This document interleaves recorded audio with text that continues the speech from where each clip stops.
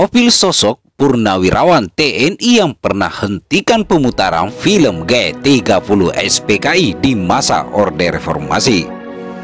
Sebelum kita melanjutkan, seyogia pemirsa yang budiman agar memberikan dukungan channelnya dengan cara like dan subscribe-nya. Ingat guys, subscribe itu gratis dan tidak dipungut biaya. Agar tidak ketinggalan info-info berikutnya, jangan lupa nyalakan loncengnya. Terima kasih banyak sebelumnya.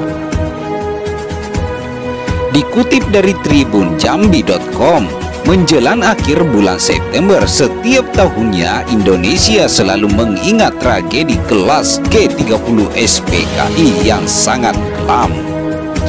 Bahkan tontonan akan film pengkhianatan G30 SPKI kini kerap diungkapkan untuk ditonton. Namun tahukah kamu, saat masa Orde Reformasi, film pengkhianatan G30 SPKI tak lagi wajib diputar di TVRI.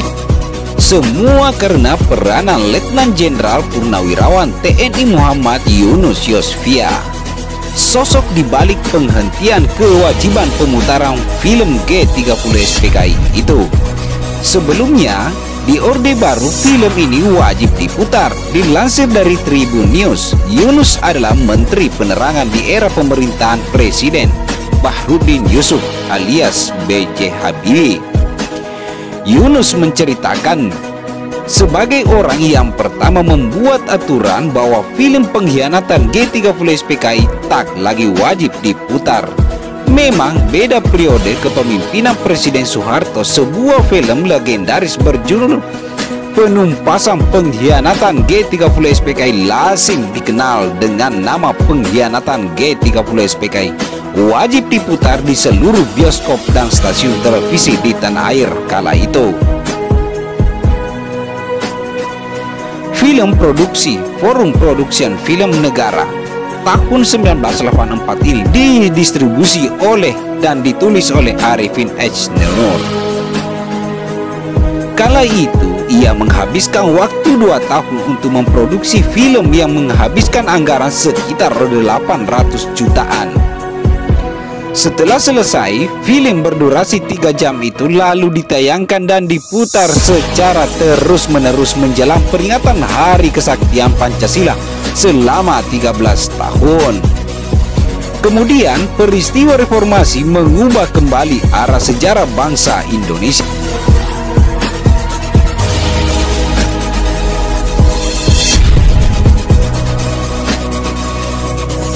Selang 4 bulan setelah jatuhnya Soeharto, Departemen Penerangan memutuskan tidak lagi memutar film G30 SPKI. Arsip Pemberitaan Harian Kompas 30 September 1998 menyebutkan, kala itu Departemen Penerangan beralasan film ini sudah terlalu sering ditayangkan. Karena terlalu sering diputar, filmnya juga sudah kabur tuturnya. Bahkan Menteri Penerangan Muhammad Yunus Yosvia memutaran film G30 SPKI seperti tokoh film pengkhianatan G30 SPKI Janur Kuning dan Seserangan Fajar tidak sesuai lagi dengan dinamika reformasi. Nah, karena itu tanggal 30 September mendatang TVRI dan TV swasta tidak akan menayangkan lagi film pengkhianatan G30 SPKI, ujar Muhammad Yunus September dikutip dari Harian Kompas 20 September 1998. Selain itu, kalangan seniman, pengamat film, serta artis juga menyuarakan hal serupa. Menurut pemberitaan Harian Kompas 2 September 1998, sutradara film Eros George saat itu menolak pemutaran film. Film itu sudah sangat tidak perlu diputar lagi, kata Eros. Hal senada juga diungkapkan Ketua Umum Pengurus Besar Persatuan Film Indonesia PBPRFI periode 1993-1998, Ratno Timoer. Ada pula menganggap film ini menyimpan rasa dendam yang tidak menguntungkan. Sebagai gantinya, DPM bekerja sama dengan Depdikbud menyiapkan kelasinannya berjudul Bukan Sekedar Kenangan.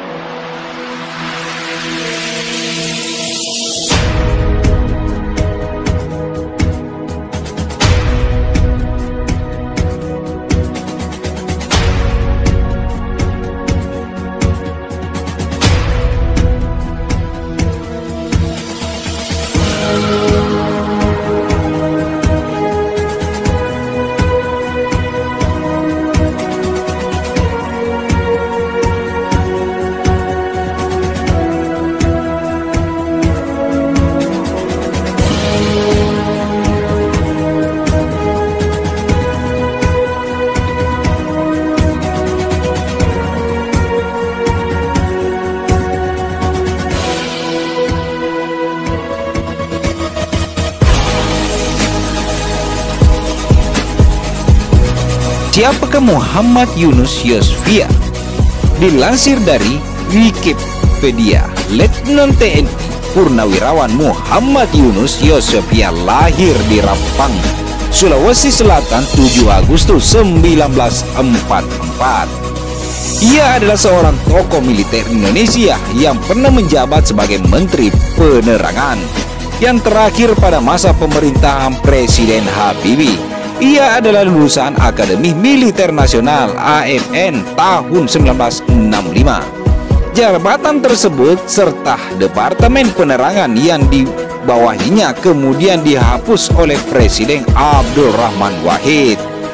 Menteri Penerangan Yosvia menjabat sebagai Menteri Penerangan dalam Kabinet Reformasi Pembangunan pada era Presiden Habibie 1998 sampai 1999. Karir politik, Yosvia pernah menjadi Ketua Fraksi ABRI di MPR pada 1997. Ia pensiun dari TNI pada tahun 1999.